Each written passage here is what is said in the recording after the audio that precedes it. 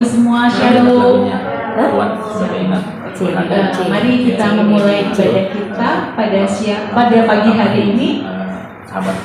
Mari kita berdoa. Ya Bapa, ya Abang, selamat pagi. Terima kasih Tuhan, sungguh merupakan sukacita Engkau beri kami kesempatan untuk dapat berkumpul kembali pada pagi hari ini Tuhan. Di hari yang cerah, biarlah kami boleh bersukacita, memuji, memuliakan nama-Mu.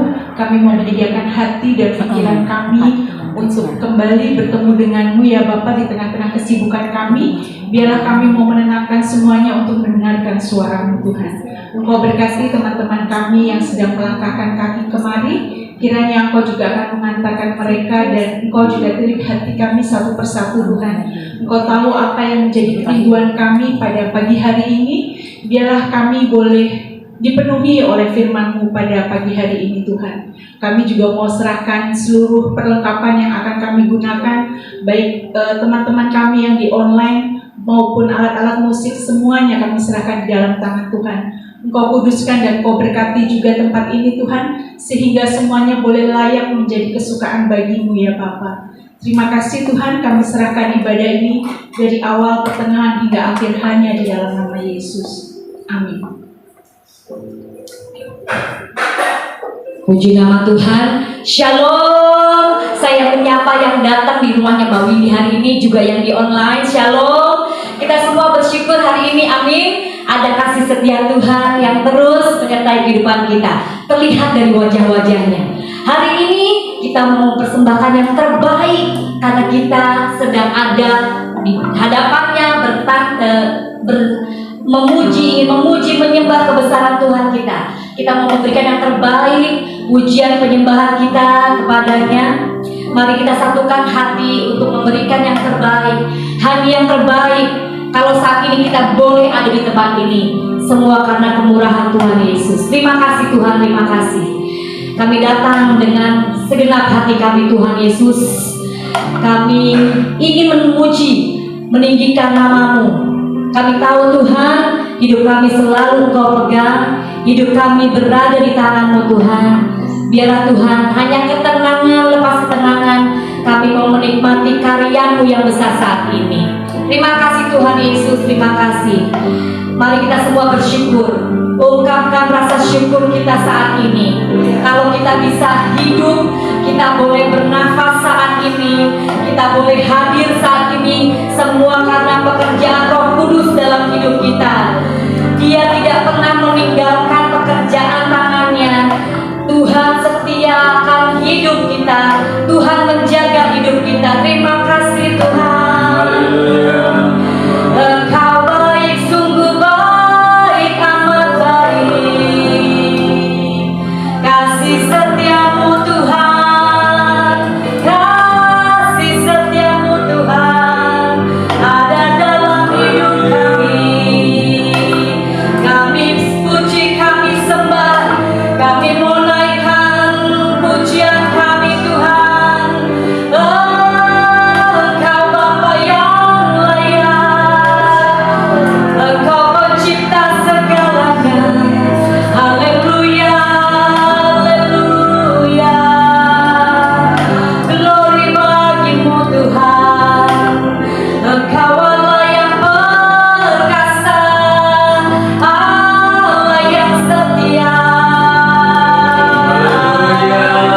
Kami hadir Tuhan, kami tidak mau sia-siakan kesempatan saat ini ada dalam hadirat-Mu. Haleluya, terima kasih Tuhan. Engkau terpuji, Engkau termulia. Haleluya. Bahwa setiap pujian yang keluar dari mulut kami Tuhan, bentuk penyembahan kami, bentuk sujud dan penyembahan kami kepada Engkau Tuhan, Raja di atas segala raja, Tuhan di atas segala Tuhan, Tuhan atas segalanya. Terima kasih Tuhan, terima kasih Tuhan. Mari dengan segenap hati kita nyatakan hadirat yang melebihi apapun dalam hidup kita. kuasanya melebihi apapun dalam hidup kita. Terima kasih Tuhan. Haleluya. Tuhan hadir di bait kudusnya saat umat mencari wajahnya. Katakan berseru, berdoa, sujud menyembah dan menikmati kehadirannya. Tuhan mau dekat, Tuhan mau dekat dengan umatnya yang datang dengan segenap hatinya. Berseru, berseru, berdoa, bersujud menyembah dan menikmati kehadirannya. Hadiratmu memenuhiku, hadirat kudusmu penuhi baitmu, dan ku tersungkur menyembahmu. Yang ku nampak hanya kemuliaanmu. Kita percaya Tuhan hadir saat ini. Tuhan sungguh hadir saat ini. Haleluya. Tuhan hadir. Tuhan hadir di bait kudusnya saat umat mencari wajahnya, mencari, berseru, berdoa, bersujud menyembah dan menikmati kehadirannya.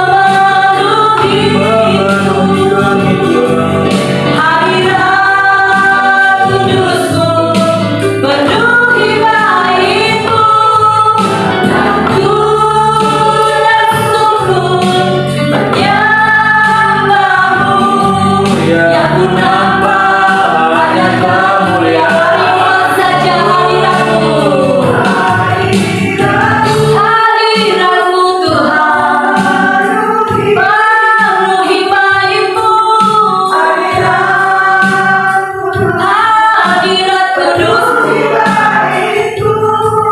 dan ku bersujud menyembahmu, yang ku nampak hanya kemuliaan-Mu. Kembali hadirat-Mu memenuhi hidup. Mari penuhi kami Tuhan. Hadirat kudus Tuhan memenuhi kami Tuhan Yesus saat ini. Penuhi baikku dengan kebaikan-Mu dan kasih setia-Mu Tuhan. Menyembahmu, yang ku nampak hanya kemuliaan-Mu, yang ku nampak hanya kemuliaan-Mu, yang ku nampak hanya kemuliaan-Mu. Hadirat-Mu Tuhan, kami mau ada di dalamnya. Nampak kemuliaan-Mu. Hadirat-Mu Tuhan, lalu kami nantikan dan kami rindukan. Haleluya. Bawa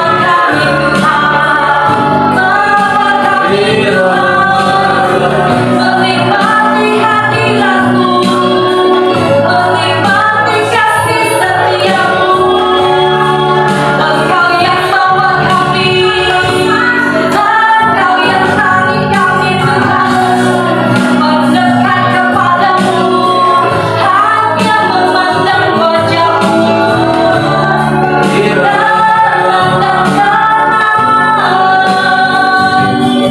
Kami dalam hadirat-Mu membawa pujian dan sembah. Terima kasih Tuhan. Haleluya. Engkau segalanya, di atas segalanya. Haleluya. Terima kasih Tuhan. Terima kasih Yesus.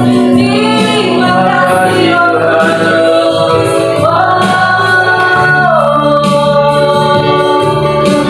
Thank you Lord, thank you Jesus. Terima kasih Tuhan. Terima kasih Yesus. Kami tahu Kau yang berperkara saat ini, Kau yang berkuasa saat ini Tuhan. Pimpin mulut bibir kami terus menyatakan yang dari hati kami Tuhan. Setiap katanya tidak akan pernah terlewat Tuhan Yesus.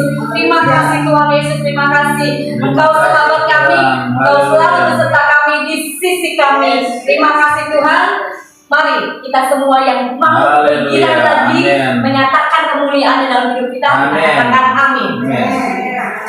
Yesus adalah sahabat kita semua. Kalau katakan kepada kiri kanannya, Yesus sahabatku, Yesus sahabatku, Yesus sahabat kita semua. Amin.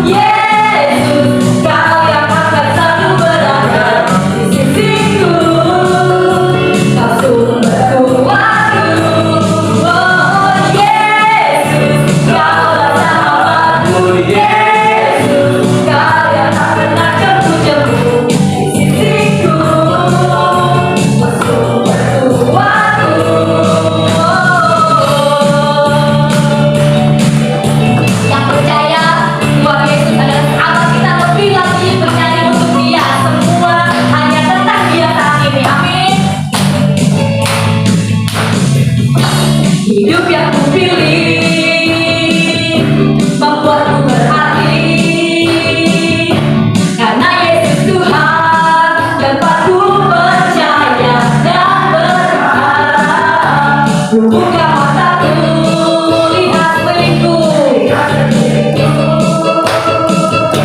Ku harus nyatakan kebenarannya yang membebaskan.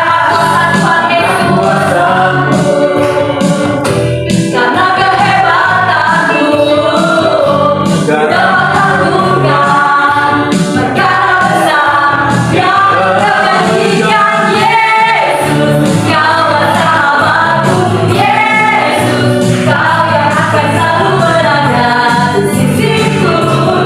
Katakan, sumberku. Oh, Yesus, Kaulah sahabatku. Yesus, Kau yang tak pernah jemu-jemu di sisiku.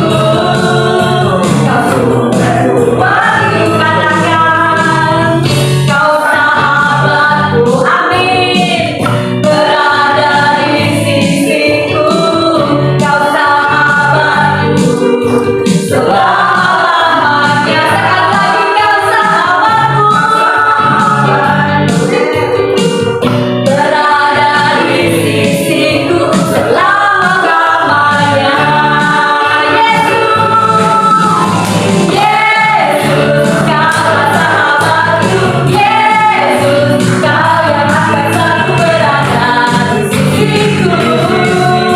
Kau sumberku, aku sumberku.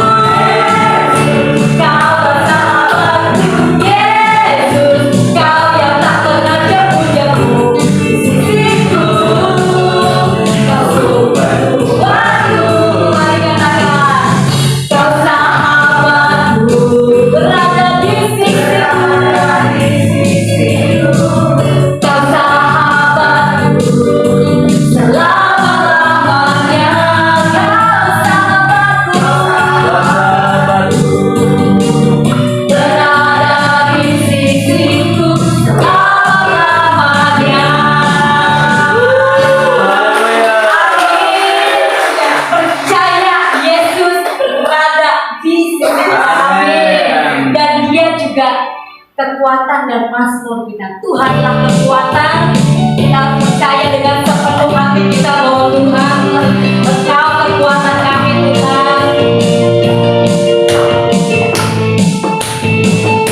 Katakan, Tuhanlah kekuatan dan mazmurku. Dia gunung batu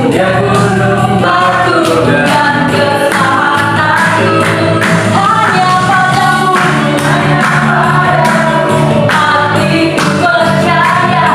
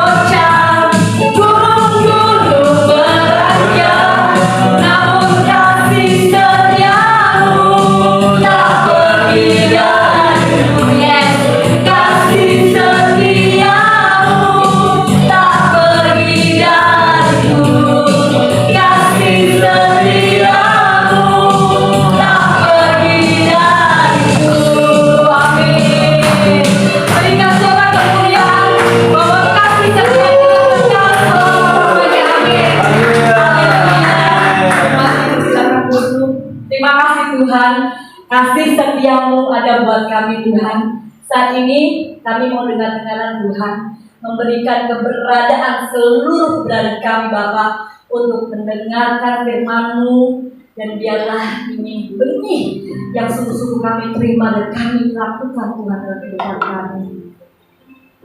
Engkau Bapa yang setia, Engkau Bapa yang mulia, perjanjian-Mu kekal Tuhan. Bawa kami terus karena Engkau lebih dalam lagi Tuhan. Bawa Tuhan, bawa Tuhan. Terima kasih Tuhan Yesus. Terima kasih Tuhan Yesus. Terima kasih.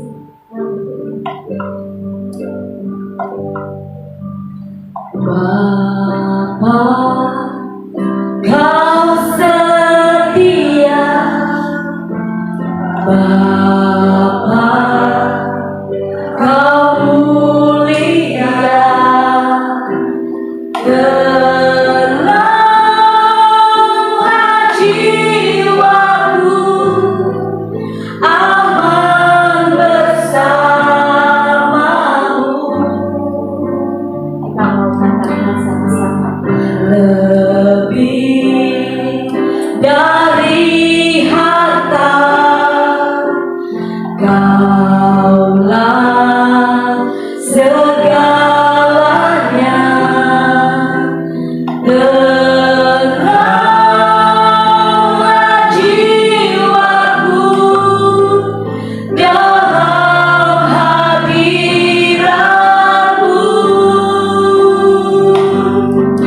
Kau tunjukkan kasih setiamu,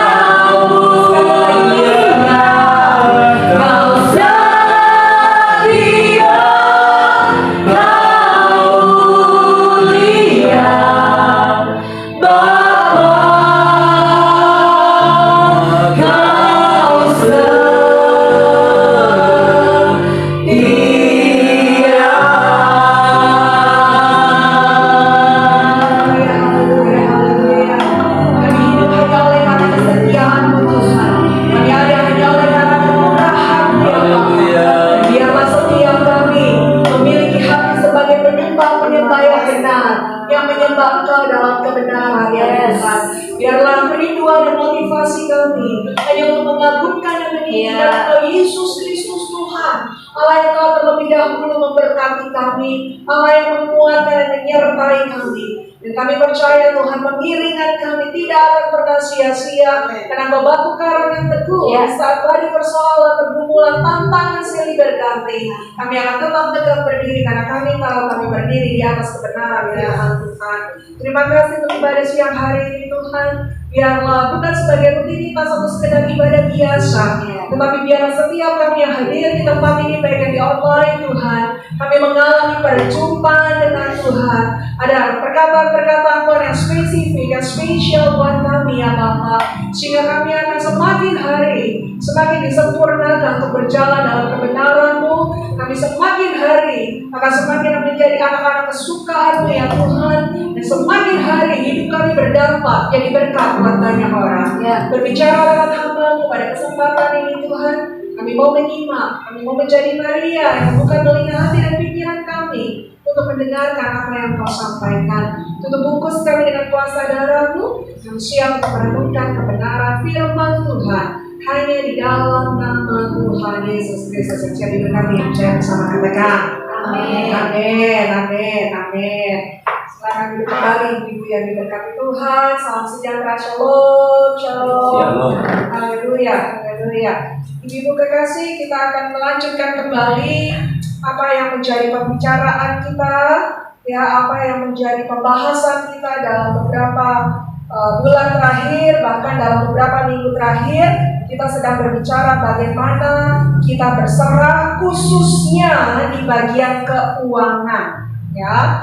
Kita sudah belajar berserah dengan kekhawatiran, ya, berserah dengan segala sesuatu yang lain, dan kita sekarang sedang ada dalam topik berserah spesifik mengenai keuangan. Dan ini adalah sesuatu yang penting karena dikatakan kalau uang saja tidak melekat kepada kita lagi, maka biasanya yang lain tidak terlalu sulit.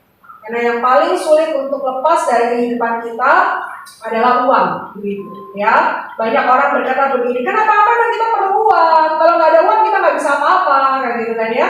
Jadi akhirnya mindset kita itu adalah uang, uang, uang dan uang. Dan kalau sudah seperti itu, hati-hati. Alkitab berkata, jangan ada padaku Allah lain di hadapanku. Artinya, kalau ada sesuatu yang kemudian menjadi setara, bahkan lebih dari Allah, itu sudah akan menjadi sebuah berhala. Seberapa banyak including orang Kristen itu menjadikan uang sebagai berhalanya. Ya, salah satu kalimatnya itu tadi ibu-ibu. Buktinya apa kalau orang berhalakan uang? Ya kan kita nggak bisa hidup kalau nggak ada uang. Apa-apa kan uang, harus pakai uang, harus uang, harus uang. Nah gitu kan. Ya, padahal kalau kita berjalan bersama dengan Tuhan, kita tahu bahwa Allah kita bisa punya 1001 cara untuk memberkati kita. Ya, sehingga harus terus belajar mengenai hal ini agar kita hanya melekat kepada Tuhan saja. Beberapa minggu yang lalu kita sudah belajar bagaimana perihal keuangan, utamakan perkara-perkara rohani, ya. Lalu kemudian kita juga belajar perkara keuangan, kita harus bisa mencukupkan diri sendiri dengan apa yang diberkati, dengan apa yang diberikan di dalam kehidupan kita. Nah, mulai hari ini, ibu-ibu, saya tidak tahu apakah hari ini saya bisa menyelesaikan, ya. Kita akan masuk dalam pembelajaran mengenai memberi. Ya, nah, kalau masalah mendahulukan perkara rohani nggak sulit, Pastor Marta. Kalau masalah mencukupkan, rasanya juga nggak sulit lah, aku bisa. Tapi soal memberi, nah, ini tantangan nih. Padahal ini goalnya nih, ibu-ibu. Ya, goalnya di sini, ya, dalam perihal memberi. Yuk kita belajar dulu dari satu komunitas, dari satu jemaat yang diangkat oleh Alkitab. Saya percaya kalau seseorang ya diangkat oleh Alkitab itu pasti ada yang spesial.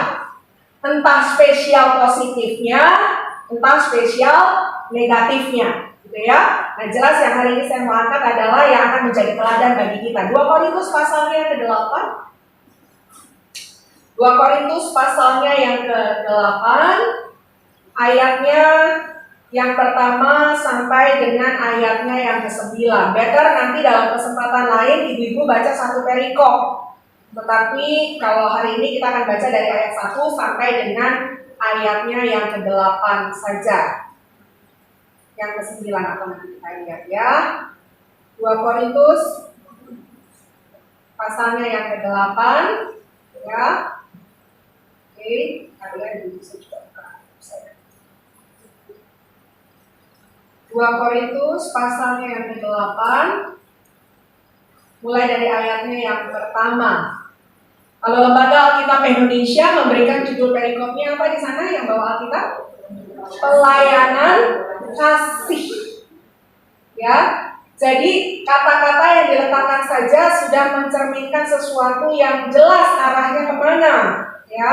Pelayanan kasih. Saya ayat 1, ibu-ibu dan saudara ayat yang kedua, terus nanti sampai dengan ayat yang ke-9 kita akan membacanya bersama-sama. Ayatnya yang pertama berkata begini, saudara-saudara, kami hendak memberitahukan kepada kamu tentang kasih karunia yang dianugerahkan kepada jemaat-jemaat di Makedonia. Silakan lanjut. Selagi digodai dengan berat dalam berbagai penderitaan, sukacita mereka meluap, dan meskipun mereka sangat miskin, namun mereka kaya dalam kekurangan. Aku bersaksi bahwa mereka telah memberikan menurut kemampuan mereka, bahkan melampaui kemampuan mereka. Dengan kekerasan sendiri, mereka meminta dan berdesak kepada kami, supaya mereka juga beroleh kasih karunia untuk mengambil bagian dalam pelayanan kepada orang-orang kudus. Mereka memberikan lebih banyak daripada yang kami harapkan. Mereka memberikan diri mereka pertama-tama kepada Allah, kemudian oleh karena kehendak Allah juga kepada kami. Setelah itu kami mendesak pada itu, supaya Dia menghubungi kamu dan menyelesaikan pelayanan kasih itu, sebagaimana Dia telah memulainya. Maka sekarang sama seperti kamu kaya dalam segala sesuatu, dalam iman, dalam perkataan, dalam pengetahuan, dalam kesungguhan untuk membantu, dan dalam kasihmu terhadap kami, demikianlah juga hendaknya kamu kaya dalam pelayanan kasih ini. Bukan kata-kata itu bukan sebagai perintah, melainkan dengan menunjukkan usaha orang-orang lain untuk membantu. Aku mau memuji keikhlasan kasih kamu. Bila dia, karena kamu telah mengenal kasih karunia Tuhan kita Yesus Kristus, bahwa Ia yang oleh karena kamu menjadi miskin sekalipun Ia kaya, supaya kemiskinannya. Ya, lihat ibu-ibu di ayat yang ke-7, Rasul Paulus bicara seperti ini sama jemaat di Korintus. By the way, latar belakang jemaat Korintus, kalau ibu pelajari historinya, ini adalah salah satu jemaat yang punya banyak hal yang baik. Dalam arti begini, ini jemaat Korintus dalam segi materi, dalam segi rohani, ini luar biasa. Ya, kalau ibu baca di ayat-ayat sebelumnya, semua karunia jemaat Korintus punya. Ya, semua perilaku-perilaku agamawi jemaat Korintus punya. Ini jemaat yang luar biasa, begitu ya. Tetapi memang di sisi lain juga ya rohaninya luar biasa, tapi kedagingannya juga luar biasa gitu. Jadi ini agak-agak nyentrik nih jemaat yang satu ini, Ibu ya. Makanya tadi dikatakan di ayat yang ke-7, kamu tuh kaya dalam segala sesuatu, iman, perkataan, pengetahuan dan lain sebagainya. Tetapi pastinya tidak ada yang kebetulan kenapa dalam suratnya Rasul Paulus menceritakan tentang jemaat Makedonia. Oke? Dan jemaat Makedonia ini bukan sekedar cerita disampaikan ke jemaat Korintus, tetapi sebagai teladan. Berarti kerinduannya kalau ada cerita disampaikan jadi teladan, kerinduan Rasul Paulus supaya jemaat di Korintus mencontoh mereka. Betul? Makanya kalimat terakhir bilang begini, demikianlah juga hendaknya kamu kaya dalam pelayanan kasih ini. Kayak sedikit kita berlogika. Kalau sampai dikasih teladan, lalu kemudian Rasul Paulus berkata, demikianlah hendaknya, berarti sebetulnya jemaat di situ yang namanya jemaat Korintus itu sudah kaya dalam memberi belum? Sudah apa belum? Ayo, kalau sampai dikasih teladan, sampai dikasih arahan, belum. Padahal lihat yang lain-lain. Rajin ke gereja nggak? Rajin. Bisa bahasa roh nggak? Kenceng. Betul? Ya. Kalau ada orang jahat, mereka akan menentang dengan sangat nggak? Ya. Tapi mereka punya satu kekurangan sampai Rasul Paulus memberikan teladan dari komunitas lain kepada mereka, yaitu mereka punya masalah sama pelayanan kasih. Dengan bahasa gampangnya mereka punya masalah perihal memberi. Oke, ya. Nah, sekarang kita belajar dari jemaat Makedonia ini unik sekali, ibu-ibu kekasih. Makanya di dalam Tuhan tuh jangan pernah ada yang bohong, karena Tuhan bisa pakai siapa aja untuk kemuliaan Dia. Tuh. Kalau kita perhatikan lagi dari cerita tentang jemaat di Makedonia, maka kita akan belajar seperti apakah kita memberi bagi Tuhan. Lihat ayat yang pertama lagi.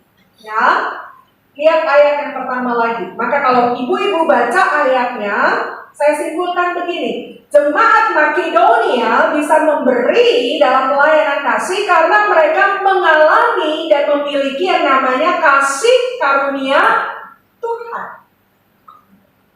Kasih karunia Tuhan. Berarti kalau di sini kita mau terjemahkan, ibu-ibu kekasih, bisa memberi di dalam firman Tuhan itu bukan karena semata-mata engkau kaya. Bukan semata-mata engkau memiliki harta benda yang banyak. Ya, bukan semata-mata karena engkau diminta. Tapi fondasi di atas segala-galanya, kenapa engkau bisa memberi? Karena yang pertama engkau tahu yang memampukan engkau memberi adalah kasih karunia Tuhan. Dan seseorang bisa memberi karena kasih karunia Tuhan. Ini yang paling penting kalimat saya, karena pasti orang itu mengalami perjumpaan dengan Tuhan. Amin. Ya. Kalau ada orang berkata begini, oh aku punya Tuhan, aku punya Tuhan, aku punya Tuhan. Seharusnya dia punya kasih karunia Tuhan. Kalau dia punya kasih karunia Tuhan, berarti dia akan bermasalah dalam memberi, tidak seharusnya? Enggak.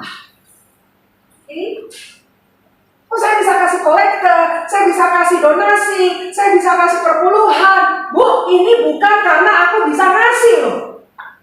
Tapi karena ada kasih karunia Tuhan bagiku, sehingga aku bisa memberi. Nah, aku memiliki kasih karunia, kalau bukan karena perjumpaan Tuhan, nggak mungkin. Amin.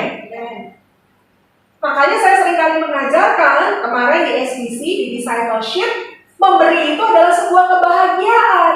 Karena kalau engkau bisa memberi, itu bukan karena sekedar engkau bisa memberi, karena engkau mengalami sesuatu bersama dengan Tuhan sehingga engkau memberi dengan bahagia. Betul? Karena kasih karunia Tuhan. Tapi dia kasih Bu, dia kasih besar loh Bu. Padahal dia kalau begereja on-off loh. Kita nggak bicara soal mereka yang kemudian hatinya tidak termotivasi atau tidak di dalam kebenaran. Oke? Karena pun kita juga mengajarkan kalau engkau memberi dengan keberatan hati, engkau memberi karena engkau mau pamer, engkau nggak akan dapat apa-apa dari Tuhan. Betul? Jadi jangan bandingin sama yang di luar Tuhan gitu loh. Lu ngasih loh, maksudnya lebih gede dari kita yang ini loh Bu. Nah, justru jadi malu, kenapa dia gede daripada kita kan gitu kan? Oke?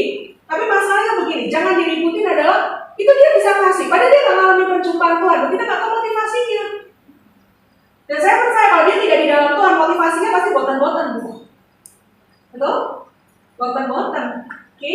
Tapi berbeda dengan kita yang hidup di dalam Tuhan, aku bisa memberi karena kasih karunia Tuhan, karena ada Tuhan di dalam diri. Oke? So perenungannya adalah begini, ada Tuhan nggak di dalam hidupmu? Betul? Ada Tuhan nggak? Karena nanti kalau ada Tuhan, engkau akan punya kemampuan untuk bisa memberi. Ini dulu dipahami nih, karena nanti berikutnya kita akan lihat ciri-cirinya si Makedonia ini Bu, di luar daripada nalar kita sebetulnya. Oke? Oh, kenapa dia sampai begitu? Karena ada kemampuan dari Tuhan, ada sukacita dari Tuhan, ada pribadi Tuhan yang memampukan dia begitu. Oke? Makanya lihat ayat yang kedua, coba lihat lagi ayatnya yang kedua. Ya, ayat yang kedua kan tadi bilang begini ya Bu. selagi dicobai dengan berat dalam berbagai penderitaan, berarti ini lagi dalam pergumulan dari jemaat Makedonia.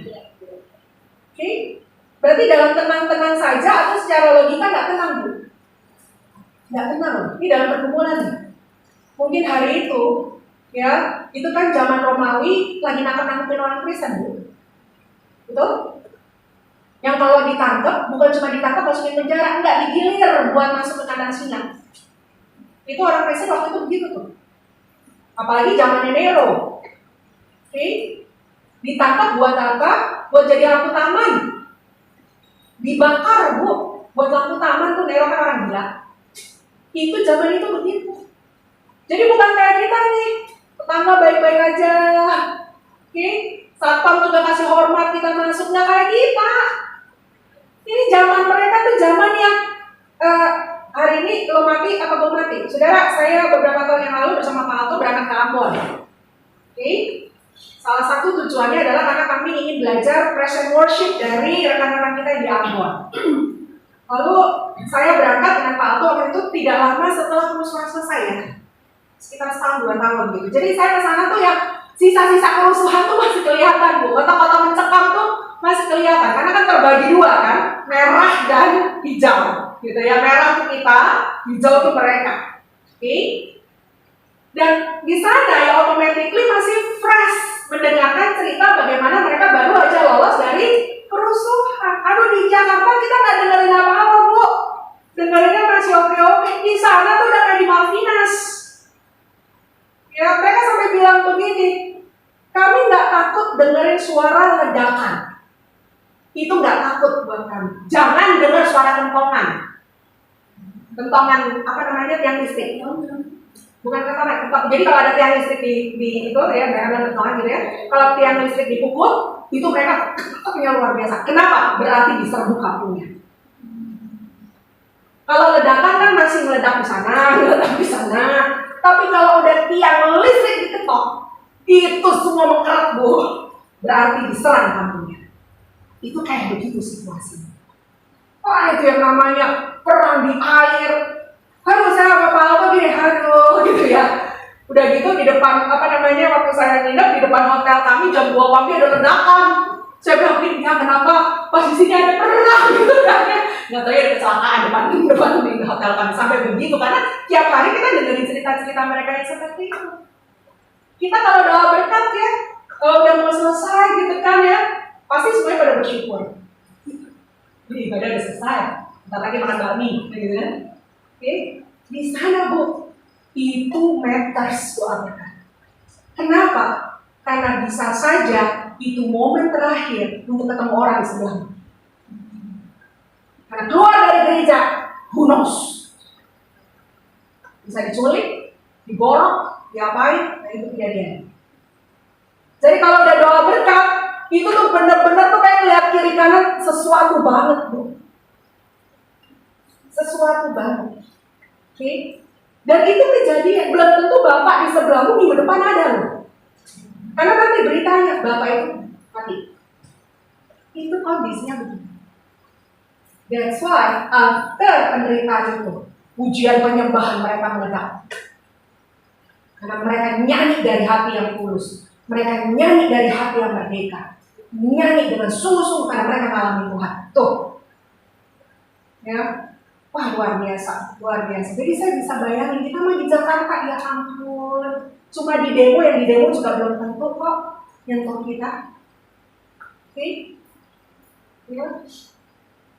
Itu di Ambon, belum teman-teman saya dari Kupang cerita. Itu juga sama, itu antar Kristen kalau di sana. Itu antar Kristen, Bu. Ya sudahlah, kita tahu ya, yang satu Katolik, yang satu Protestan, kan begitu. Dan yang antar mereka adalah aku. Bisa begitu. Oke? Banyak hal. Tapi mereka bisa melakukan apa yang Tuhan mau. Di tengah situasi tekanan. Jadi saya bisa bayangin jemaat Makedonia bukan jemaat happy, no. Ini jemaat yang, aduh, oke? Kayak janda di Sarfa tuh, waktu dia ketemu sama Nabi Elia, si Elia bilang begini, pasti dong rotinya sama anakku. Sebelumnya mereka bilang apa? Cuma segini-gininya, Bung. Ini juga kalau aku bikin, buat berdua sama anakku, habis ini kita mati. Kita berdua yang gak cukup, kasih ke lu, kan gitu kan? Nah itu mereka juga akan begitu, susah air, susah listrik, susah apa segala. Ini jemaat Makedonia gambarannya seperti itu. Oke? Tapi lihat kalimatnya. Sukacita mereka meluap, dan meskipun mereka apa? Aduh, bukan cuma miskin loh. Sangat miskin. Oke? Tapi kalimat berikutnya baca dengan keras sebentar. 1, 2, 3. Namun mereka kaya dalam kegembiraan. Kok bisa? Betul? Kok bisa? Ya balik lagi tadi ke ayat 1. Kenapa? Karena mereka mengalami kasih karunia Tuhan. Miskin, kin. Tapi kemudian terbukti mereka apa? Kaya dalam memberi. Ya, kaya dalam memberi. Sehingga di sini Ibu kekasih, saya mau simpulkan demikian, ya, bahwa pemberian itu tidak ditentukan oleh penampilan. Kira-kira pakai bahasa kita, Bu, orang di Makedonia pakai Chanel nggak? Sorry kalau saya misalnya nyebut merek ya, supaya gampangan kita nangkapnya. Pakai Charles & Keith juga enggak, Bu. Betul? Jangan-jangan dibilang sangat miskin, dia cuma punya 1 lembar baju di badan sama 1 lembar di lemari, udah gitu lah. Sangat miskin. Tapi mereka kaya dalam memberi. Berarti di sini menjadi perenungan kita, ya. Pemberian itu tidak ditentukan oleh karena penampilan. Orang bisa memberi bukan karena dia punya, tapi memberi itu berkaitan sama mentalitasnya. Betul? Sama mentalitasnya, bukan seberapa deposito mau dipakai. Ya, kita boleh dandan pakai Chanel, Louis Vuitton, Hermes, begitu Ibu kekasih. Tapi kalau nggak ngalamin kasih karunia Tuhan, ya, nggak punya keinginan untuk memberi, 50 perak pun nggak akan diberikan, Bu, betul? Oke. Tetapi si Makedonia yang nggak punya apa-apa, yang sangat miskin ini, Alkitab berkata mereka kaya.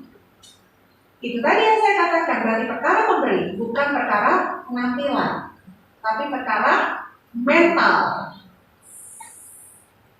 Ya, saya ekstrimnya kalau ngomongin kayak begini gitu ya. Itu ngasihnya begitu, ngasihnya segini, takut apa segala macam. Saya suka ngomongin begini, mentalnya miskin. Kepemilikan boleh kaya, tapi mentalnya miskin. Kebalikannya Makedonia, barangnya miskin, Bu, mentalnya kaya. Kan bagus orang kaya mental kaya ya. Coba bilang itu kamu. Kamu enggak, kalau enggak bingung tanya, kamu bukan tuh, gitu. Ya, yang mana nih? Aku yang mana nih?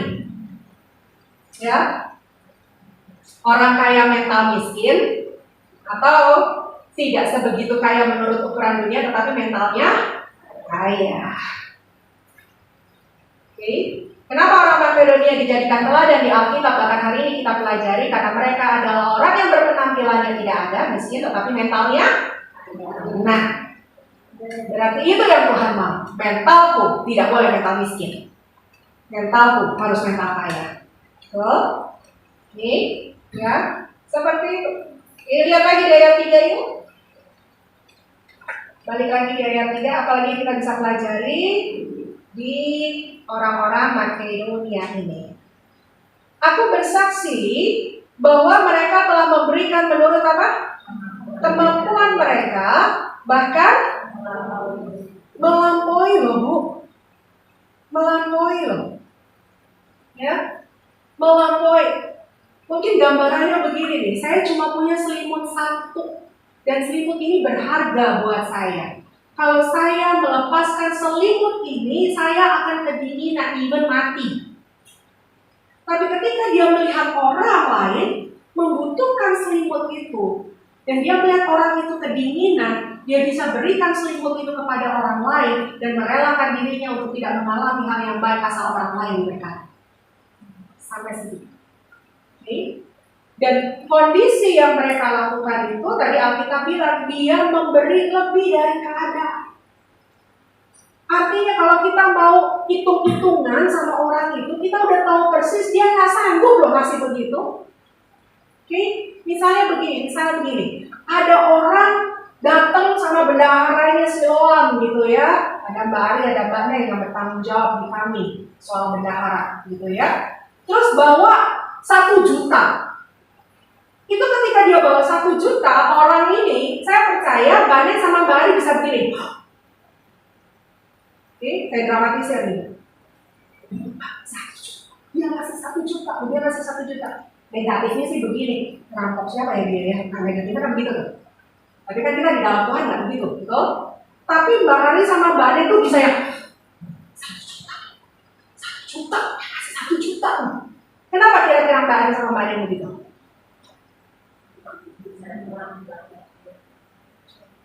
Mbak, nggak mungkin loh Mbak, dia 1 juta Mbak. Apa? Tadi? Kalau tadi kasih 1 juta loh, kita yang berikut kita yang gemetar. Dia nggak mungkin loh. Dia hidupnya sehari-hari 1 juta tuh besar loh Mbak, buat dia loh Mbak. Begitu Mbak Ari sama Mbak Ade jadi ngobrol begitu. Tapi dia kasih loh buat Tuhan. Dia ngasih loh. Oke? Jemaat makin dia bisa seperti itu. Sama kayak Yesus ketika di depan peti persembahan di bait Allah, betul? Ya. Si janda miskin itu memberi segala sesuatu yang ada padanya buat kan gitu. Nah, orang-orang di Makedonia itu sampai kayak begitu, mencengangkan. Rasul-rasul pun, saya percaya Rasul Paulus sendiri tercengang loh Bu, dengan jemaat yang satu ini. Kalau nggak spesial dia nulis cerita ini, betul? Dia sendiri kaget loh. Kalau saya baca berulang-ulang ceritanya, ini pemimpin rohani yang satu ini sampai kaget melihat jemaatnya ini nih. Dia ngasih loh. Dia nggak punya apa-apa loh, tapi dia ngasih loh. Dan kalau kita baca, ngasihnya tuh maksa loh. Mungkin Mbak sama Mbak Ari bilang mungkin, oh saya ibu kita ngerti kok Bu, nggak apa-apa kok ibu nggak ngasih juga Tuhan memberkati kami, mungkin masalahnya begitu. Tapi dia bilang, enggak, saya mau kasih, enggak, saya mau kasih, enggak, saya mau kasih. Kayak begitu Tuhan. Oke? Saya lihat ibu kekasih, ya, kekayaan mental lebihnya itu memampukan dia bisa memberi lebih dari apa yang dia butuhkan. Memberi lebih dari apa yang dia punya. Oke? Ya. Lihat, padahal keadaannya tidak seperti yang diharapkan, tapi itulah ya jemaat Makedonia. Nah, kenapa mereka memberi begitu sangat gigihnya? Kenapa begitu sangat maksanya? Lihat ayat yang keempat tuh. Oh, dia memberi bukan buat minum kopi. Dia memberi bukan untuk fashion show. Dia memberi ya bukan supaya naik jabatan, supaya dicatat di Alkitab. Enggak, Bu. Lihat ayat yang keempat. Kalimat yang terakhir berkata, supaya mereka juga beroleh kasih karunia untuk apa? Mengambil bagian dalam pelayanan kepada orang-orang kudus, ya. Makanya kemarin di awal-awal kita berkata bahwa dahulukan hal-hal yang berkaitan dengan kekekalan kerajaan Allah, betul? Jadi dia memberi, kenapa begitu sangat maksanya memberi? Karena mereka invest buat kerajaan surga, bukan kerajaan dunia. Mereka invest buat jiwa-jiwa. Orang-orang kudus itu kata lain dari gereja Tuhan. Orang-orang kudus itu adalah mereka yang sudah dikuduskan. Orang-orang kudus itu adalah mereka-mereka yang hidup komitmen dengan Yesus. Itu orang-orang kudus, Bu. Ya, setiap kali kalau ibu baca perjanjian baru, ketemu orang-orang kudus, itu bukan santo ini, santai ini, bukan. Oke? Ya, tetapi memang orang-orang yang sudah berkomitmen untuk hidup di dalam Kristus. Itu sebutannya orang-orang kudus, saudara. Dan saya pun hari ini, kalau kita komitmen hidup dalam Kristus, kita juga disebut orang-orang kudus. Ya, dan kenapa mereka maksa? Buat orang-orang ini, buat komunitas sesama mereka. Ingat dalam Kisah Para Rasul pasal 2 bagaimana jemaat saling berbagi di dalam komunitasnya, betul? Oke, ya, itu, ya. Lalu bagaimana mereka memberi untuk pelayanan Paulus, Petrus, Apolos, supaya apa? Mereka bisa pergi ke berbagai negara, ke berbagai daerah, supaya firman Tuhan disampaikan, banyak orang diubahkan, kerajaan Allah jadi penuh. Nah, mereka memberi untuk perkara-perkara seperti itu. Kalau cuma perkara beli baju, gue hitung-hitungan deh. Kalau saya compare begitu. Kalau perkara untuk makan di restoran, gue hitung-hitungan deh. Tapi untuk perkara kekekalan, seberapa yang Tuhan gerakkan, aku tidak akan pernah tahan-tahan. Itu mentalnya orang Makedonia. Oke? Nah, ini teladan buat kita. Jangan kebalik, Bu. Yang terjadi di orang Kristen itu sekarang banyak yang terbalik. Urusan restoran mewah nggak hitung-hitungan. Urusan kasih kolekta hitung-hitungan. Iya apa iya? Tuh. Urusan hangout nggak hitung-hitungan, Bu. Urusan arisan nggak hitung-hitungan. Wah, jangan salah, orang Kristen saya suka kaget-kaget kalau dengerin ikutan arisannya. Besar-besar, betul? Ya, it's okay kalau itu memang ada positifnya, betul? Tapi untuk urusan itu dia nggak hitung-hitungan. Tapi urusan diakonia, pekerjaan Tuhan, ya Allah, betul? Nah itu tuh, oke? Nah ini Rasul Paulus mau mengajarkan begitu sama si jemaat Korintus. Bu, Korintus itu kota besar, metropolitan, ya. Jadi kalau mau lihat ada jemaat pakai Hermes di Korintus. Oke, kalau mau lihat jemaat pakai Chanel di Korintus tuh. Oke, nah itu dikasih tunjuk sama jemaat yang nggak ada apa-apanya nih. Berarti kan begini nih, lu beli Hermes, oke banget loh. Tapi giliran ngasih buat pekerjaan Tuhan, lu kalah mau pakai doni. Kan bahasanya gitu dong kalau di plesetin, betul? Nah seperti itu tuh, sih, ya. Makanya di sini kita bisa belajar, ya, bahwa penampilan bukan segala-galanya, tapi mentalitas itu menentukan. Oke? Mereka memberi, melampaui, dan bukan untuk hal yang main-main, untuk pekerjaan Tuhan. Jadi mereka bilang, gak apa-apa Paulus, kami ngasih, kami rela hati untuk kamu pelayanan. Yang penting itu ya, jemaat di tempat itu terima Yesus sungguh-sungguh. Berangkat kamu nanti di sana, jemaat yang di sana terima Yesus, gak apa-apa, kami support dengan segala apa yang ada pada kami. Nah itu tuh, kami support supaya Injil disebarkan, jiwa-jiwa dimenangkan. Itu tujuannya jemaat Makedonia. Makanya untuk Tuhan dia enggak hitung-hitungan. Untuk pekerjaan Tuhan dia enggak hitung-hitungan, Bu. Oke? Nah dari sini nih kalimat saya sederhana. Rasul Paulus tuh mau bilang sama Korintus begini, belajar malu dong untuk penampilan. Betul? Belajar malu dong untuk penampilan. Lagi betul kira-kira. Kamu kaya loh, tapi kamu tidak bisa memberi seperti Makedonia yang lebih miskin dari kamu. Oke? Ibu ingat, kalau yang udah lama sama saya tahu banget ceritanya. Ingat yang saya pernah ceritakan suatu kali saya mau khotbah, Bu. Pagi-pagi saya mampir ke Holland Bakery, ya, karena masih jam belum waktunya khotbah, saya sama Pak Alko waktu itu.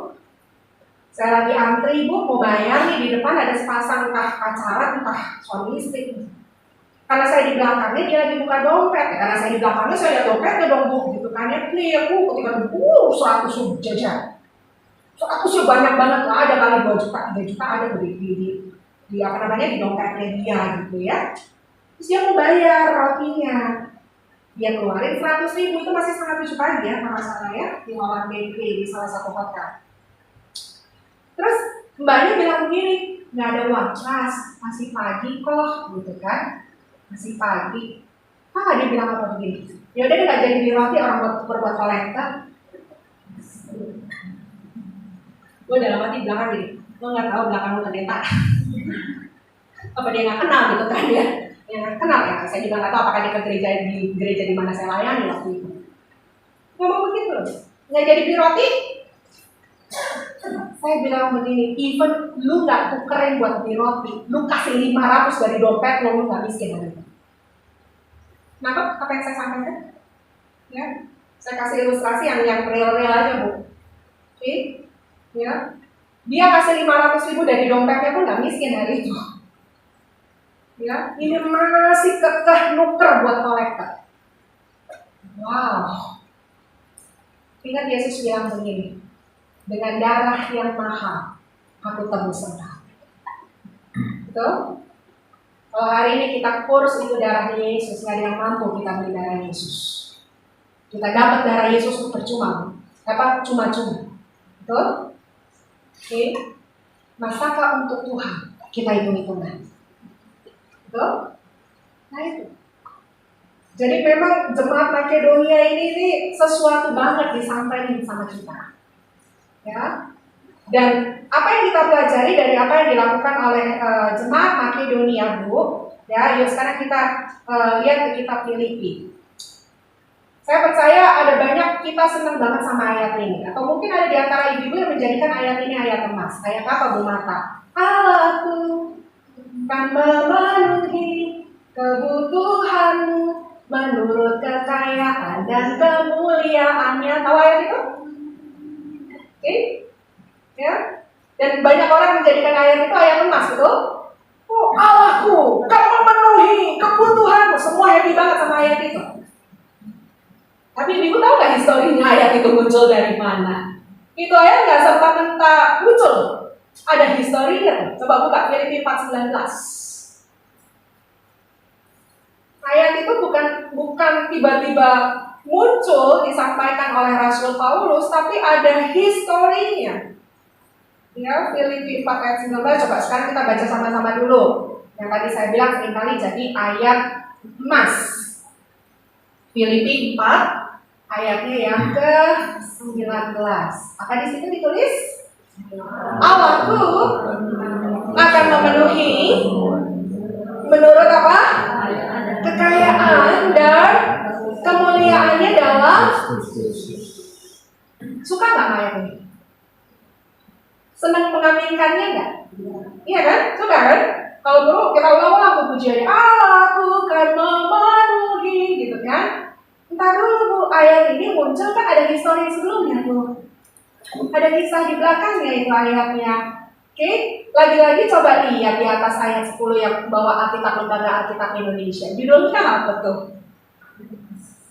Terima kasih atas pemberian jemaat. Nah, itu story-nya di situ. Dan ini spesifik Makedonia mana yang bertindak seperti di Korintus? Jemaat Filipi. Filipi itu adalah salah satu kota yang ada di Makedonia Timur. Oke, ya, lihat tuh. Aku sangat bersuka cita, ayat 10 ya. Aku sangat bersuka cita dalam Tuhan bahwa akhirnya pikiranmu dan perasaanmu bertumbuh kembali untuk aku. Memang selalu ada perhatianmu, tetapi tidak ada kesempatan bagimu. Oke, ya. Lalu kemudian Rasul Paulus cerita, sebetulnya kamu nggak perlu bantu saya gitu loh. Saya ini cukup, katanya Rasul Paulus begitu ya. Tetapi lihat ayat yang ke-14. Namun baik juga perbuatanmu bahwa kamu telah apa? Mengambil bagian dalam kesusahanku. Ya. Bahkan Rasul Paulus cerita nih, kamu sendiri juga tahu orang-orang Filipi. Pada waktu aku baru mulai mengabarkan Injil ketika aku berangkat dari Makedonia, tidak ada satu jemaat pun yang mengadakan perhitungan hutang piutang dengan aku selain daripada kamu. Karena di Tesalonika pun kamu telah berkali-kali ya, Bu. Jadi di jemaat nggak sekali ngasih, betul? Berkali-kali ngasih loh. Ya, jadi itu sudah menjadi apa tuh? Gaya hidup bukan? Ya, udah sekali, 2 kali. Oke. Mengirimkan bantuannya kepada aku 17. Tetapi yang kuutamakan bukanlah pemberian itu, melainkan apa? Iya. Kalau sampai ibu kasih persembahan ke gereja, bagi para pemimpin gereja, bukan nominal yang kau masukkan loh, yang penting, Bu. Kalau ibu kasih persembahan melalui Siloam, yang akan kami perhatikan bukan nominalnya. Karena seringkali saya berkata begini, kalau pekerjaan Tuhan tanpa kita tetap jalan. Ya, jadi bukan karena ibu kasih 1 juta maka Siloam bisa jalan. Bukan, ibu nggak kasih Siloam tetap jalan. Ya, pahami dulu, di gerejamu juga begitu. Oke? Jadi bukan nominalnya yang paling penting. Saya nomor 1 kalau ke bendahara, saya jujur aja nih Bu, saya pemimpin rohani kan. Saya akan tanya, siapa yang kasih kolek? Buat saya bukan, saya nggak pernah nanya berapanya, bukan itu. Tapi aktivitas memberinya itu bagi saya refleksi apakah firman Tuhan disampaikan dilakukan apa enggak, betul? Bukan masalah ngasihnya dulu, itu mah belakangan. Apa bukan masalah jumlah, itu belakangan Bu. Ngasihnya dulu itu. Saya sering kali tanya sama bendahara, siapa yang ngasih? Oh bukan mau tahu si A si B, tidak. Ngelakuin nggak firman Tuhan? Ya nanti berikutnya baru kita evaluasi, ngasihnya berapaan gitu, itu nanti lah. Gitu. Ya, oke. Nah itu, karena bagi kami para pemimpin rohani yang paling penting bukan nominal dari Tuhan Bu. Nominal dari Tuhan, Tuhan yang mencukupkan kalau ini proyeknya Tuhan. Tapi masalahnya ibu-ibu berbuah apa tidak kan gitu. Karena saya akan menangis sebagai seorang pemimpin rohani, saya mengajar dari A sampai Z, tapi tidak ada yang dilakukan kan begitu kan? Makanya Rasul Paulus juga punya hati yang sama. Yang paling penting bukan pemberiannya, tetapi apa? Buahnya. Jemaat yang hadir di Siloam berbuah apa tidak? Kan gitu kan? Melakukan firman atau tidak? Itu more important for me dan Pak Alto pastinya. Oke? Itu berbuah gak ya? Setiap kali catat firman dilakukan gak ya? Itu yang menjadi pengukuran buat kami para pemimpin rohani. Sama, Rasul Paulus juga begitu. Yang mengutamakan bukanlah pemberian itu, melainkan buahnya yang makin memperbesar keuntunganmu, gitu ya. Lalu kemudian, kini aku telah menerima semua yang perlu daripadamu, malahan lebih daripada itu. Aku berkelimpahan, karena aku telah menerima kirimanmu dari Epafroditus, suatu persembahan yang harum, suatu korban yang disukai dan yang berkenan kepada Allah. Setelah Rasul Paulus menerima bantuan orang Filipi, maka ayat 19 adalah doanya, bukan? Ya, betul? Doanya Rasul Paulus untuk apa? Orang Filipi. Di mana Rasul Paulus bilang apa ke mereka? Allahku kan memenuhi kebutuhanmu menurut kekayaan dan kemuliaan.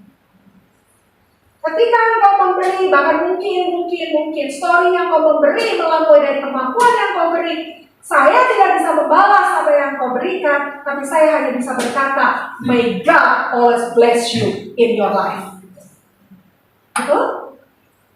Dan doa itu, kita berkata, doa yang diangkat dengan keyakinan iman besar kuasanya. When I said, may God bless you, ibu-ibu akan menerima apa yang tidak pernah dipikirkan, apa yang tidak pernah muncul di hati, tapi Tuhan yang kerjakan dalam hidup. Amin. Iya, itu loh dalam kekristenan. Ya, itu dalam kekristenan. Ya, pemberian daripada Allah kepada kita akan jauh lebih besar dari pemberian orang lain bagi kita. Makanya saya ajarin pekerja-pekerja di Siloam, nggak usah pusing. Kalau ini proyeknya Tuhan, semuanya akan indah pada waktunya dan akan membuat kita terpesona dan terheran-heran. Betul?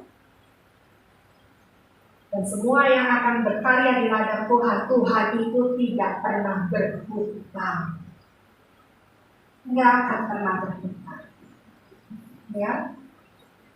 Makanya kan betul diaminkan bahwa kalau kita memberi, maka Tuhan pun akan memberikan kepada kita menurut apa? Kekayaan dan kemuliaan. Mana kaya? Pastor Marta atau Tuhan? Anak kecil juga bisa jawab ya. Mana yang lebih kaya? Gembalamu apa Tuhan? Siapa yang mengharapkan dibalas penggembalanya? Ya. Siapa yang berharap Pastor Marta bisa balas? Kalaupun saya balas, Bu. Oke, saya bisa balas. Tapi tetap dibanding sama Tuhan, balasan Tuhan bisa jauh lebih besar. Betul? Makanya memberi hanya karena kasih karunia. Jadi ketika memberi, Makedonia juga begitu. Aku memberi bukan karena pandang Bu Marta, bukan karena pandang Siloam, tapi aku rindu pekerjaan Tuhan lewat Siloam, nama Tuhan dipermuliakan. That's it. Oke. Dan setelah itu aku nanti dibalasnya pakai apa? Ada orang kasih besar ke gereja, gembalanya lupa terima kasih, dia pindah gereja loh Bu. Pernah tahu, ada yang tahu di sekelilingnya kejadian kayak begitu? Saya 30 tahun di ladang pelayanan Bu, yang lucu-lucu banyak Bu. Suatu kali saya waktu itu kepala kantor gereja, ada orang datang ke gereja. Dia punya masalah, dia butuh uang, gitu ya, dia butuh uang. Lalu kemudian kita nggak bisa memberi sebesar apa yang diharapkan. Ibu tahu yang diomongin sama saya begini, masa kayak begini sih gereja sama kami? Saya tuh kasih perpuluhan loh di gereja ini. Si bahasanya, saya kasih perpuluhan di gereja ini. Masa saya nggak dapat? Emang lo pikir gereja bang? Lo tabung ambil? Gitu? Ada minta-minta begitu Bu. Itu tadi, saya 30 tahun tuh ketemu orang unik-unik yang luar biasa di ladang Tuhan loh, ada ajaib. Oke, ya. Jadi lihat kayak begitu tuh, kayak nabung gitu kan. Ada lagi, kasih. Wah, dia kasih speaker, dia kasih mikrofon, dia kasih apa nih, infocus. Kalau dulu zaman itu tahun 2000 awal bukan infocus, overhead proyektor, tau? Yang cara pakai itu masih pakai slide gitu ya. Wah, dia kasih buat kita praise God gitu kan, dia kasih. Someday dia punya problem sama pemimpin Bu, saya nggak tahu juga problemnya apa. Habis itu semuanya ditarik balik. Ditarik balik Bu. Aduh. Kamu kasih buat siapa ya? Yang pakai juga bukan di rumah gembala, betul? Emang gembala di rumahnya pakai proyektor gitu kan? Di gereja yang pakai umat Tuhan, betul? Ketika something problem happen, dia tarik semua barang. Itu tuh. Oke? Itu tuh Bu. Emang lucu-lucu. Itu orang gereja loh, saya kan nyeritain orang masjid. Oke? Saya nyeritain orang gereja. Ya? Kalau kau memberi, kau harus tahu kau memberi untuk Tuhan. Dan dari Tuhanlah yang akan membalaskan pemberian. Amen. Ya, makanya sukacita aja kalau kita memberi. Nah itu dia. Ya, Allahku akan memenuhi segala keperluanmu menurut apa? Kekayaan dan ya. Oke. Jadi mulai nih, lihat hidupmu bandingkan dengan Makedonia. Wah, dia nggak pakai Chanel loh, tapi memberinya luar biasa. Aku pakai Chanel, besok-besok yang pakai Chanel nggak pakai lagi semua. Enggak ya, saya nggak ngelarang ibu pakai itu. Saya sama Oma seringkali bilang begini, apapun yang kau punya, pakailah itu kalau itu buat kemuliaan Tuhan. Oke, saya nggak larang ibu pakai merek, silahkan. Gak usah takut. Misalnya gini, nanti kalau aku datang persekutuan pakai merek apa segala macam, nanti orang bilang aku branding, kalau aku selalu enggak, pakai aja untuk punya aku kok. Pakai aja. Ibu mau pakai Hermes di sini juga nggak apa-apa. Banyak Bu, matanya nggak pakai Hermes, pusing amat, pakai aja. Pakai aja. Bu, saya ini putusannya Tuhan. Saya nggak pusing ketemu sama siapa-siapa. Teman-teman saya pernah bilang gini, Tak, kalau kamu mau diterima sama komunitas tertentu, kamu harus berdandan seperti komunitas itu. Maksudnya, saya bilang begitu. Jadi kalau kamu masuk ke Pondok Indah, kamu sasakan deh tinggi-tinggi ke sana kalau gitu. You know what I mean? Ngerti ya? Kan ada komunitas-komunitas tertentu yang kepalanya tinggi-tinggi, gitu kan ya? Oke? Saya bilang begini. Evaluasi diri buat saya gini ya, Bu, nggak pernah loh ya, ada sekretaris gereja manapun undang saya, dia tanya begini, tasnya Bu Marta apa mereknya? Maaf ya Bu, komunitas kami minimal, gitu kan, Saint Laurent, gitu kan? Kalau Ibu cuma Charles & Keith, nggak bisa loh di kami loh. Nggak ada loh Bu. Nggak ada juga ada orang nanya, Bu Marta merek mobilnya apa? Enggak ada yang nanya. Kalaupun dia tanya, Bu, mobilnya apa, platnya apa? Karena kami mau sediakan private parking. supaya ibu langsung parking di tempat pendeta punya tempat parkir. Paling ditanya begitu, Bu. Jadi kalau saya pelayanan di Pondok Indah mau di Pantai Indah Kapuk begitu ya, mau di mana dan lain sebagainya, ya saya pakai apa yang saya punya. Karena bagi saya, engkau datang ke tempat ini bukan melihat apa yang saya pakai, engkau datang mengundang saya untuk mendengarkan apa yang saya sampaikan karena Tuhan. Betul? Habis itu dia mengundang saya lagi karena penampilan saya, itu urusan dia sama Tuhan. Oke? Ya, jadi saya orangnya nggak pusingin. Kalau ibu mau pakai apa brandedmu gitu, nggak usah feeling guilty, nggak usah pakai aja, asal itu tadi berbuah. Kalau persembahannya setara gitu, ya jangan nanti pakai branded kalau mau Makedonia. Nanti pakai branded tapi kalau mau Makedonia oke? Ya itu loh maksudnya. Kita beberapa hari yang lalu belajar tentang kejujuran, kan? Ya. Dan kita juga nggak menghakimi, kan bisa aja begini. Ini contoh gitu ya. Orang-orang di gereja pasti tahu. Kami pendeta kalau pakai branded juga belum tentu karena kami mampu beli loh. Karena seringkali kami Casio kan. Tapi Casio haram. Ya, nggak bisa menghakimi juga, Bu. Sampai tiba-tiba ibu lihat lipstick saya Chanel gitu kan. Nah, sampai jemaat yang kasih saya. Ya kalau nggak pakai kan saya ya. Atau dia nanya, lipstick saya kemarin kok nggak dipakai, Bu Marta? Gitu. Cuma masalah kalau saya keluarin orang pikir Bu beli Chanel kan gitu kan. Serba salah juga, Bu. Cuma saya pikir, ayo tolak keseharian gue lagi. Ya, nggak menghakimi juga, tapi kalau lipstick saya Chanel, ya ada ibu ya, aduh Tuhan. Tuh, 30 tahun saya di dunia pelayanan, Ibu. Kalau sekarang udah enak nih, ada transferan. Kalau dulu, Bu, itu penghitung kolektor berbeban berat, Bu. Kenapa? Karena mereka tuh kerjanya double. Bukan hanya ngitung, lurusin dulu.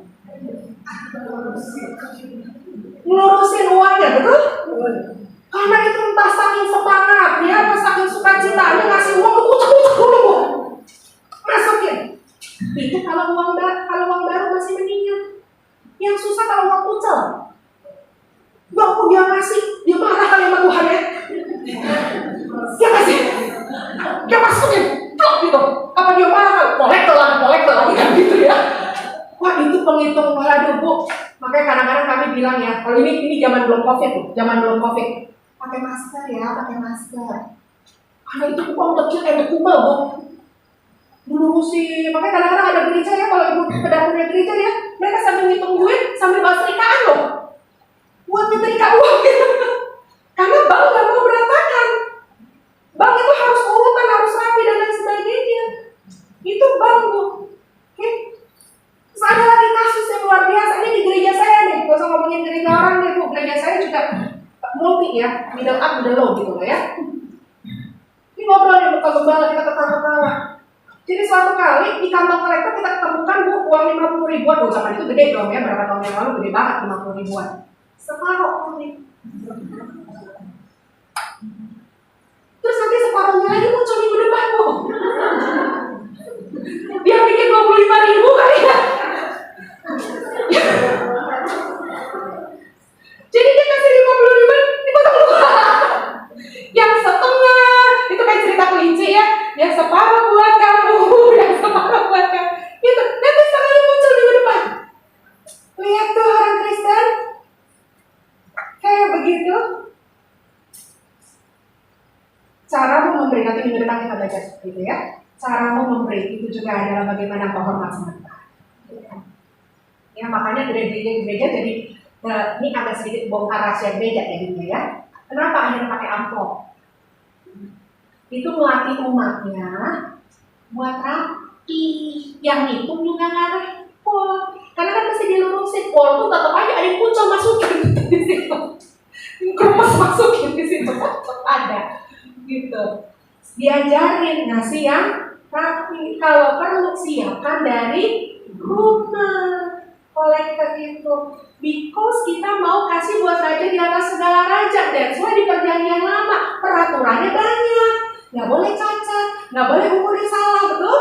Artinya bukan karena Tuhan ngerusuin kita, ngerepotin kita. Kalau kamu mau ngasih sama Tuhan, excellent umatku. Maka, ya, ini bicara Tuhan loh. Kan yang balas kan tadi Allah tuh kan memenuhi, bukan Marta yang akan memenuhi, betul? Itu, ya. Kalau saya pelayanan di gereja-gereja tertentu, tapi pada umumnya gereja-gereja begitu, puji Tuhannya begitu gereja yang saya layani ya.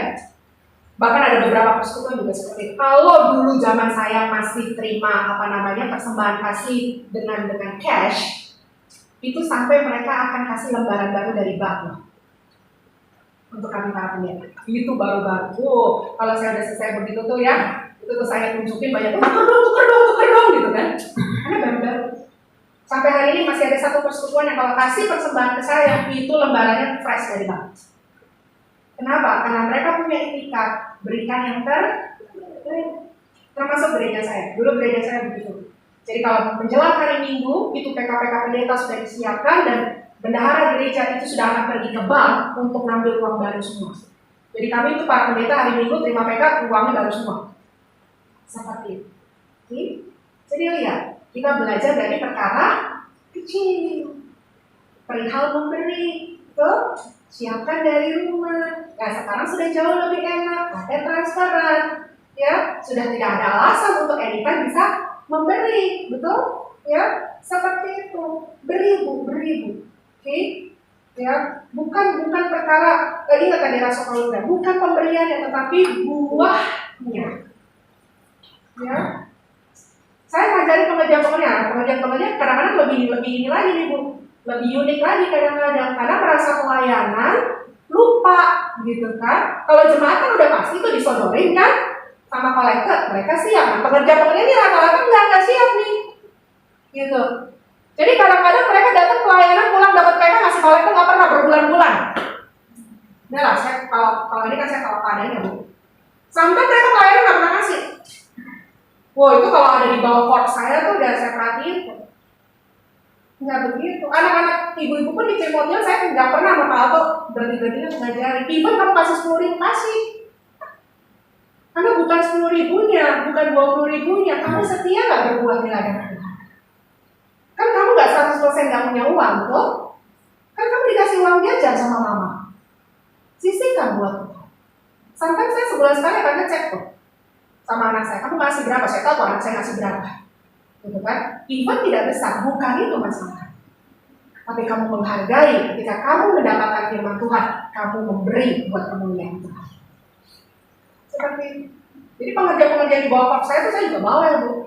Gitu. Sampai mereka nyanyi, mereka main musik, tapi nggak kasih persembahan. Dan seperti itu tiap kali ke gereja, nah kapan kamu kasih persembahan, betul? Tapi pulang bawa persembahan kasih dari gereja. Nah, wah kalau saya ngomongnya tegas-tegasan, saya bilang kamu di gereja bukan lagi ngamen loh. Kamu juga bagian daripada ibadah ini, betul? Iya. Kalau saya seperti itu, bukan nominal. Ya bu, sekali lagi, saya berkali-kali menyaksikan kalau proyek dari Tuhan tanpa kita tetap jalan. Tapi kitanya kan mau diberkati, betul? Kitanya juga mau diberkati. Ya. Sekarang di transparan juga begitu, udah makin-makin nggak bisa dicek bu.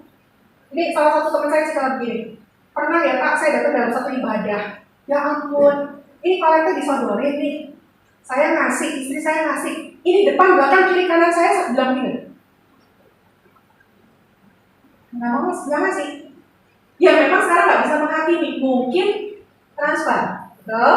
Karena ada kris kan sekarang kan, ya dulu ada QR. Mungkin transfer seperti itu. Cuma sometime, Bapak Ibu, ya sometime dicek di transparan sudah nggak masuk. Tapi bisa begitu loh di gereja sekarang. Kalau dulu kita memang dikasih kolektor, udah mau nggak mau ya ngasih kan. Kalau sekarang begitu lagi tuh kelakuannya orang Kristen. Saya nggak mau di Siloam terjadi seperti itu. Oke, sampai kita bisa ngecek benar nggak nih begininya karena transfer apa nggak ngasih? Betul? Ayo, saya mengajarkan seperti ini bukan untuk Siloam sekali lagi. Kita mau menghidupi firman Tuhan, betul? Kita mau jujur, kita mau dibentuk karakternya, oke? Ya, karena saya juga begitu. Saya juga bukan orang yang rajin bawa cash, tapi saya akan transfer. Saya akan komit dengan transferan dan lain sebagainya. Kenapa? Bukan untuk Siloam, Bu. Mungkin kalau misalnya ya, saya kasih gambaran dikit ya.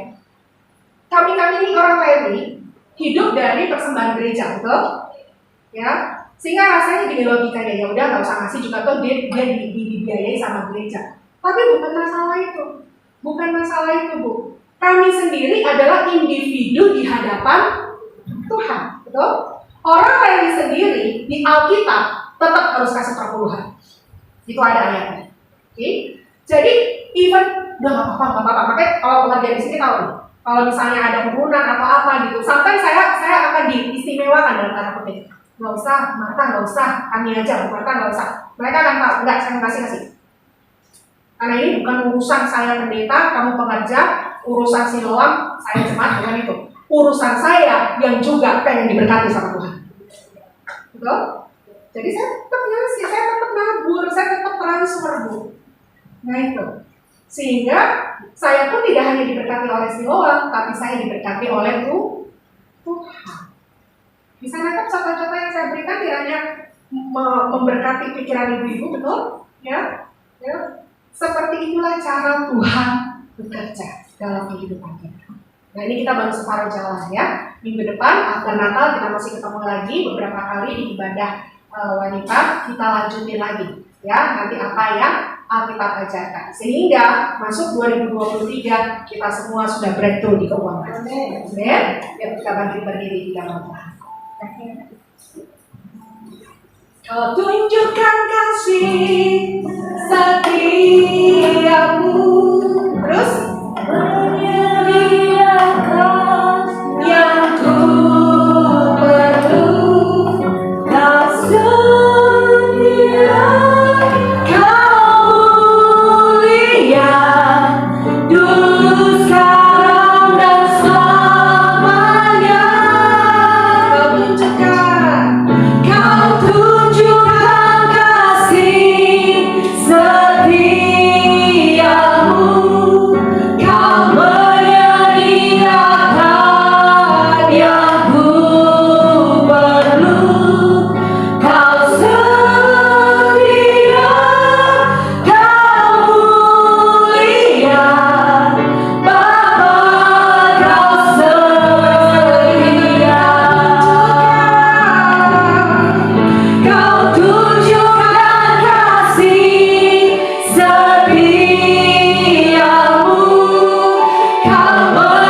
kau menyediakan yang ku perlu. Kau setia, kau mulia, dulu sekarang dan selamanya. Kau tunjukkan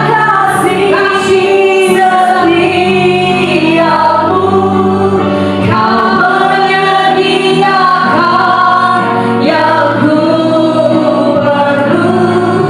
Kau setia, kau mulia, Bapa, kau setia. Biarlah kami menghidupi kasih setiamu yang kau nyatakan dalam kehidupan kami. Ketika kami memperhatikan hidup kami, kalau kami boleh ada sebagaimana kami ada, itu karena kemurahan Tuhan. Kami tidak berkekurangan, kami sehat, kami bisa bergerak, kami bisa beribadah. Itu karena Tuhan yang menopang kami. Dan untuk itu ajar kami untuk menghidupi pengajaran-Mu di dalam langkah-langkah kami, menghidupi apa yang Engkau sampaikan lewat firman Tuhan ya Bapa, sehingga kami akan terus dibentuk menjadi pribadi yang dewasa di hadapan Tuhan.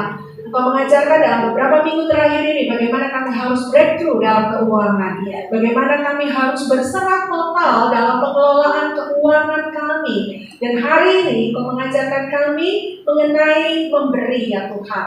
Karena kasih bukanlah kasih kalau tidak memberi. Karena Engkau sendiri mengajarkan kepada kami tanda bahwa Engkau mengasihi kami, Engkau memberikan satu-satunya putra-Mu kepada kami. Untuk itu mari Tuhan, hamba-Mu berhenti untuk memberikan pengajaran dan memberikan contoh kepada umat-Mu di tempat ini. Tetapi Roh Kudus akan terus bicara di hati dan pikiran kekasih-kekasih Tuhan, supaya janji-janji Tuhan mereka alami. Karena Tuhan selalu ingin memberkati kami. Tuhan selalu ingin memberkati yang terbaik dalam kehidupan kami. Sehingga ketika kami memberi dengan tulus, kami memberi dengan sukacita, kami memberi dengan rela hati, kami memberi dengan kejujuran ya Bapa, kami memberi dengan motivasi yang benar, dan kami memberi dan akan diberi oleh Tuhan sendiri. Diberkatilah hamba-hamba-Mu yang ada di tempat ini ya Tuhan. Biar Roh Kudus akan terus menjadi guru agung di dalam setiap langkah-langkah mereka. Tutup bungkus kami dengan kuasa darah-Mu. Terpujilah nama-Mu. Di dalam nama Yesus kami berdoa dan mengucap syukur. Diberkati yang percaya bersama katakan amin.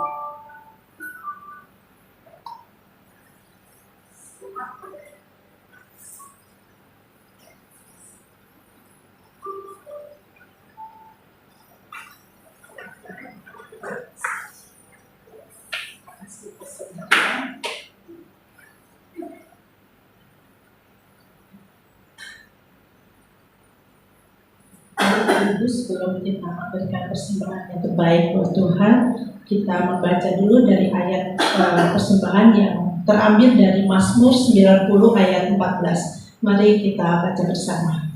Kenyangkanlah kami di waktu pagi dengan kasih setia-Mu, supaya kami bersorak-sorai dan bersukacita semasa hari-hari kami. Puji Tuhan, mari kita satu di dalam doa. Ya Tuhan Allah yang penuh dengan kasih dan setia Tuhan, Kau senantiasa memberikan kami kekuatan, memberikan kami berkat-berkat-Mu Tuhan, baik berkat jasmani maupun rohani. Terpujilah nama-Mu Tuhan Allah yang kekal, Allah yang Maha Kudus. Terima kasih Tuhan, kami pada pagi hari ini kami boleh mendapatkan firman-Mu Tuhan melalui Pastor Marta.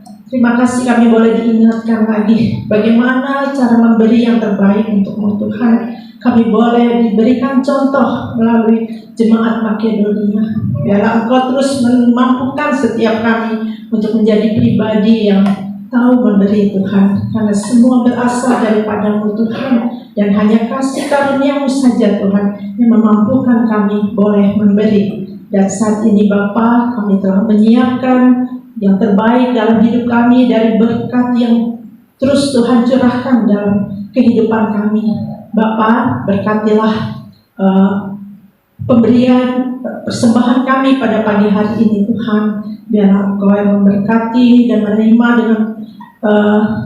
dengan baik Tuhan apa yang sudah kami siapkan ini Tuhan. Biarlah kami memberikannya dengan penuh syukur dan sukacita saja Tuhan, dengan kerelaan hati kami dari segala yang sudah Tuhan berkati dalam hidup kami. Tuhan, berkatilah persembahan yang akan kami berikan nanti Tuhan, agar persembahan ini sungguh Tuhan dapat dipakai Tuhan untuk menunjang segala pelayanan-pelayanan yang kami kerjakan Tuhan di Siloam Ministry ini Tuhan, untuk menjadi berkat bagi kemuliaan nama Tuhan dan memberkati sesama Tuhan. Terima kasih Bapa. Inilah kami Tuhan yang siap memberi. Mari kita katakan amin.